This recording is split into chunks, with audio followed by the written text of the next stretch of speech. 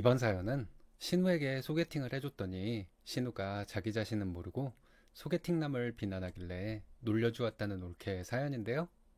신우 편을 드는 시어머니도 놀려주었다는데 무슨 일 있었던 걸까요? 함께 보시겠습니다. 사연 시작 전에 좋아요, 구독 부탁드리겠습니다. 채널에 큰 힘이 됩니다. 안녕하세요. 맞벌이하고 있는 30대 초반 여자예요.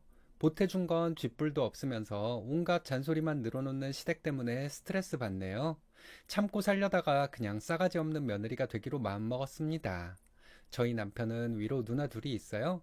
누나들이 다 임용고시 공부를 오랫동안 해서 남편이 뒷바라지를 했습니다. 시어머니는 가정주부이고 시아버지는 허리가 안 좋으셔서 일을 못하는 상황이라 돈 나올 곳은 남편뿐이었던 거죠. 그래서 결혼할 때 모아둔 돈이 별로 없었고 저희 집에서 조금 더 많이 도와주셨어요. 솔직히 요즘 남자가 결혼 준비를 다 해야 하는 것도 아니고 집안 사정이 안 좋으면 그럴 수 있다고 생각하는 편이라 별로 마음에 담아두진 않았습니다. 근데 사람들이 고마운 건 몰라도 사람 불편하게는 하면 안 되지 않나요? 아무리 염치가 없어도 그렇지 결혼할 때 한 푼도 못 도와준 아들인데 그 며느리에게 왜 시집살이를 시키려고 하는지 이해가 가지 않습니다. 일단 신우들 입이 좀 문제인데요. 신우들은 다들 교사예요. 그래서 그런지 꼴에 눈이 좀 높아서 둘 다 시집을 못 갔습니다. 제가 보기엔 몸매 관리도 안 하고 옷도 이상한 걸 입고 다니니까 인기가 없을 만한 건데 자기들은 마음에 드는 남자가 없어서 골라서 가려고 그러는 거라고 합니다. 근데 그런 거 치고는 선을 매주 보고는 애프터 신청도 못 받아요. 심지어는 저한테까지 좋은 남자 없냐고 물어보는데 난감해 죽겠습니다. 한 번은 너무 졸라대길래 동창 중에 구청에서 근무하는 애를 소개해줬어요. 나름 반반하니 잘생겼고 성실한 편이라 친구들 사이에서도 인기가 있는 애였거든요. 친구한테 너무 미안했지만 그래도 3살 연상인 둘째 신우가 그나마 더 나아서 만나보라고 했습니다. 근데 소개팅을 끝내고 나서 신우가 하는 말이 자기는 공무원 만나서는 못 살 팔자인가 보다 하면서 돈을 더 버는 대기업 다니는 사람을 만나던지 해야 할 것 같다고 하는 거예요. 그래서 왜 그러냐 했더니 남자가 밥도 사고 커피도 사는 게 당연한 건데 좀 띠꺼워 보였다.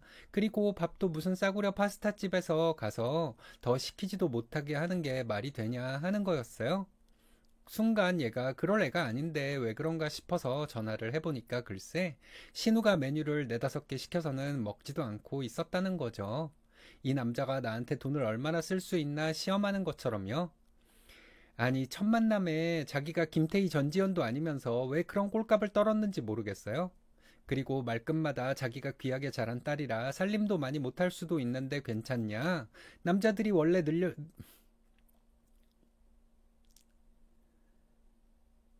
남자들이 원래 능력 있으면 살림 같은 건 이모들 써서 할 수 있는 거 아니냐 하는 식의 개념 없는 발언을 했다고 했습니다. 저는 친구에게 너무 미안해서 연신 사과를 했고 그 친구도 마음이 많이 상했는지 그 뒤로는 연락이 뜸해졌어요.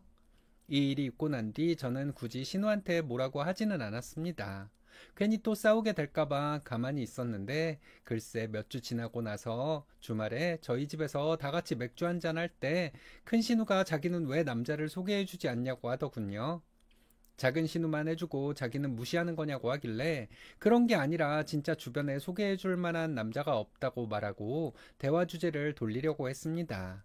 근데 갑자기 작은 신우가 코웃음을 치면서 언니, 얘 주변에 있는 애들 다 별 볼 일 없어. 내가 저번에 만나봤잖아. 능력은 무슨 개코나. 우리가 아까워. 라고 하는 거예요. 진짜 입이 방정이죠. 예쁜 애들이 이런 말을 하면 납득이라도 가지. 살도 뒤룩뒤룩 쪄 있고 주름도 자글자글한데 양심도 없다는 생각이 들더군요.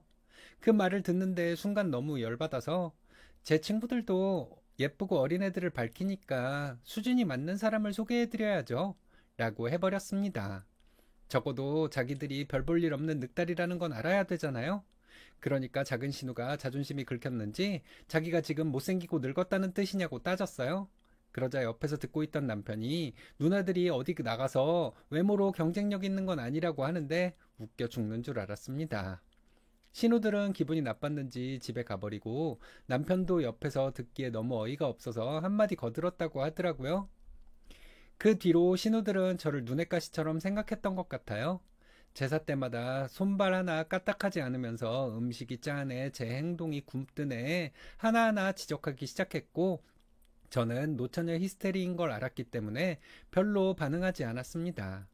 그냥 물 갖다 달라고 하면 물 갖다 주고, 과일 깎아오라고 하면 그대로 했어요. 제가 아무렇지도 않게 하는 게 신우들이 더 열받는 방법일 것 같아서요. 그러니까 뭐라고 더 하지는 못하고 약올라 하더라고요. 그러다 제사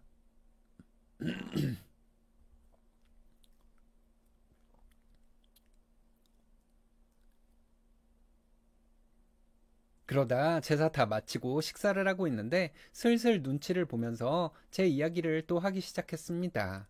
일부러 저 들으라고 시아버지 앞에서 요즘 며느리들은 다 시부모님 해외여행도 보내주고 칠순되면 차도 한 대씩 바꿔준다는데 우리 집은 그런 것도 없다는 것 같다는 겁니다. 시아버지는 당신이 그런 거 바란 적도 없는데 왜 니들이 더 난리냐고 하셨지만 신우들은 그 말을 듣는지 안 듣는지 우리 올케 능력 좋은 줄 알았더니 그 정도는 못하는 사람인가 봐. 비꼬듯 이렇게 말하더라고요. 그래서 조용히 웃으면서 저희 집이 원래 좀 살아서 그 정도는 해드릴 수 있었는데 결혼할 때 워낙 돈을 많이 써서 지금은 못한다. 뒷바라지에 들어간 돈을 메우는데 시간이 좀 든다 하고 받아쳤습니다. 지들이 돈 까먹은 건 생각도 안 하고 아들네한테 저렇게 말하는 게 웃기잖아요. 시아버지는 그 말을 들으시곤 그래, 니들이 이제 돈 벌면 여행 좀 보내줘 봐라. 이러시니까 신우들은 저를 째려보면서 아무 말도 못하고 있었습니다. 저랑 비교도 안 되는 것들이 입으로 계속 저를 까대려고 하니까 웃기기도 하고 참 하찮더군요. 저도 옛날 같았으면 참고 살았겠지만 가만히 있는다고 해서 정신 차리는 인간들이 아니라는 생각에 그 뒤로도 무슨 말만 하면 다 받아치고 코를 납작하게 해줬습니다. 근데 그러니까 신우들이 시어머니한테 자기들 상황을 말한 것 같더라고요. 저에 대한 태도가 조금씩 삐딱해지기 시작한 게 그쯤부터였죠. 몇 주 전에 남편이 해외 지사로 파견 나갈 일이 있어서 한 일주일 동안 집에 안 온 적이 있었습니다. 승진이 될 좋은 기회였기 때문에 저도 매일매일 남편이랑 통화하면서 잘하고 오라고 응원하고 있었어요. 그리고 남편이 일을 잘하고 돌아와서 추석 명절을 쇠게 되었는데요. 친척들이 다 모인 자리에서 괜히 무슨 일을 만들고 싶지 않아서 저는 조용히 음식 나르고 폰만 보고 있었습니다. 근데 시어머니 왈, 우리 며느님은 뭐가 저렇게 바쁜지 하루 종일 폰만 보고 계시네? 라고 하는 겁니다. 저 방금까지 설거지하고 음식 나르고 잠깐 앉은 건데 그렇게 말을 하길래 벌떡 일어나서 뭐 필요하신 거 있냐고 물었어요. 시몬은 그 말에 손사래를 치면서 너한테 뭘 시켰다가 나중에 또 무슨 욕을 얻어먹으면 어떡하냐고 했습니다. 큰어머니가 그 말을 듣고는 왜 말을 그렇게 하냐, 며느리가 하루 종일 일만 하던데 뭐가 그렇게 곶감냐 하셨는데요.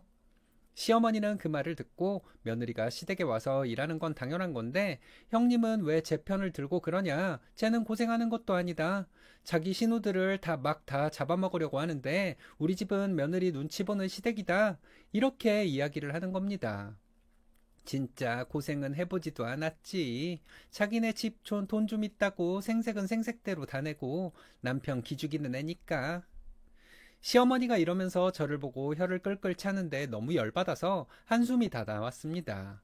저 진짜 생색낸다 치면 지금보다 더 낼 자신이 있거든요. 그래도 남편 좋아서 지금까지 참고 살아왔던 건데 시어머니가 저렇게 말을 하니까 온갖 정이 다 떨어지는 느낌이었습니다. 남편은 자기가 무슨 기가 죽었냐면서 와이프 만나고 승진도 하고 좋은 일만 생기고 있다고 제 편을 들어줬지만 시어머니는 그 일주일 동안 남편이 없으면 시댁에 와서 밥하고 같이 있어야지 쟤는 그런 눈치도 없다면서 말도 안 되는 걸로 저를 까내렸어요. 솔직히 그 자리에서 저도 모르게 밥상을 엎어버리고 싶은 충동까지 있었지만 다른 친척 어르신들도 계셔서 꾹꾹 참고 있었습니다. 원래는 그 다음날 집에 오기로 되어 있었는데 속이 너무 답답해서 집에 가고 싶다는 생각만 들더라고요. 그래서 어른들이 가시고 난 뒤에 남편에게 먼저 가겠다고 말을 했습니다. 여기서 있다가 화병 날 것 같고 누나들이고 어머님이고 다 싫고 혼자 더 있다가 오던지 하라고 남편에게 말했습니다. 남편은 제가 가면 자기도 가겠다면서 같이 짐을 쌌고 거실로 나왔습니다. 시아버지는 놀라시면서 왜 벌써 가려고 하냐고 하셨는데요. 그냥 제가 책기가 좀 있어서 병원 갔다가 쉬어야 할 것 같다면서 둘러댔어요. 신우들은 옆에서 팔짱을 끼고는 얼마나 집에 가고 싶었으면 저러냐는 식으로 자기들끼리 키득댔습니다. 저는 못 들은 채 하면서 죄송하다고 하고 신을 신고 있는데 시어머니가 남편에게 제 가방을 들어주지 말라고 하시더군요. 애비, 얘 가방 들어주고 그러지 마라. 지하철에서 보니까 그런 거 다 꼴사납더라. 머슴도 아니고. 남편은 아내가 아프면 그럴 수도 있는 거지 뭐 그러시냐고 했고, 시어머니는 네가 그러니까 우리 집 꼴이 이 모양인 거라고 무시나 당하고 살고 싶냐고 하셨습니다. 근데 여기서 남편이 진짜 웃긴 게 뭘 그런 것 때문에 무시당하냐, 그냥 와이프는 예쁘고 나는 못생겨서 머슴처럼 보이는 것뿐이라고 해버리더라고요. 그래서 저도 한술 더 떠서 말했습니다. 신우들이 이런 남자랑 결혼하면 좋지 않으시겠냐고, 아니면 아예 결혼이 어려울까봐 그러시는 거냐고 해버렸죠. 시어머니는 말 다 했냐고 하셨지만 남편은 장난인데 뭘 그러냐고 저랑 시어머니 사이를 막아섰고, 웃으면서 저는 현관을 열었습니다. 그리고 제 어깨에 맨 가방을 남편에게 주면서 한마디 날렸어요. 이 사람이 제가 힘들까봐 맨날 가방 들어주는데 얼마나 듬직한지 모르겠다. 인물도 못났는데 자기 잘난 줄 알고 사는 사람들보다는 100번, 1000번 나은 것 같다고 하면서 문을 닫아버렸습니다. 시어머니는 집안에서 소리를 고래고래 지르면서 뭐라고 하셨는데 저랑 남편은 엘리베이터를 타고 내려와 버렸고요. 시어머니가 창문에 대고 짐 들어주지 말라고 소리치는데 저랑 남편은 모르는 척하고 그대로 차에 탔습니다. 차 창문을 내리고 보니까 시어머니 신우들이 창가에서 저를 흘겨보고 있더라고요.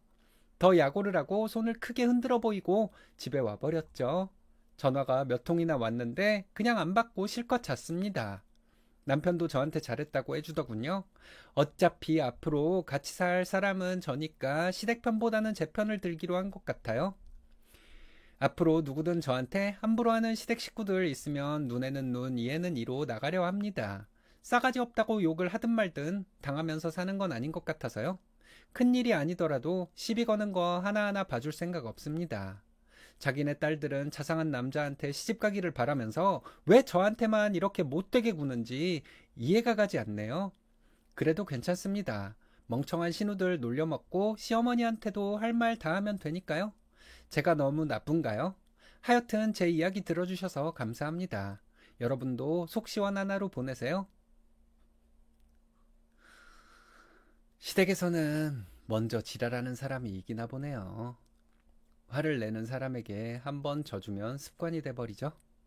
그런 구조는 애초부터 깨버려야 하지만 며느리로서 그렇게 하기가 어려웠을 거예요. 남편이 내 편인데 뭐가 겁나겠어요? 이제 거침없이 말하고 행동하시면 더 좋을 것 같습니다. 화이팅 하세요.